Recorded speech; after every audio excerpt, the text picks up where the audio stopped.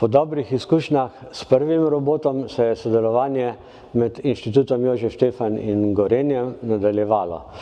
Za mano je robot Goro 102, ki je že prijaznejši za uporabo.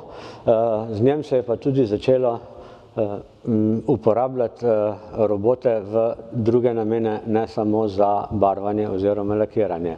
Ena od teh nalog je manipulacija predmetov oziroma izdelkov, kar pomeni prelaganje iz enega mesta na drugo mesto, in pa strega, ki pomeni, da robot polizdelek pomaga vložiti v neko drugo napravo, recimo stiskalnico.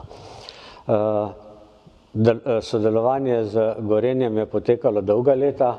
Ta robot na moji desni strani, Goro 201, je že nekaj 10 let, približno 10 let mlajši in je noviteta potem, da uporablja za pogon elektromotorje.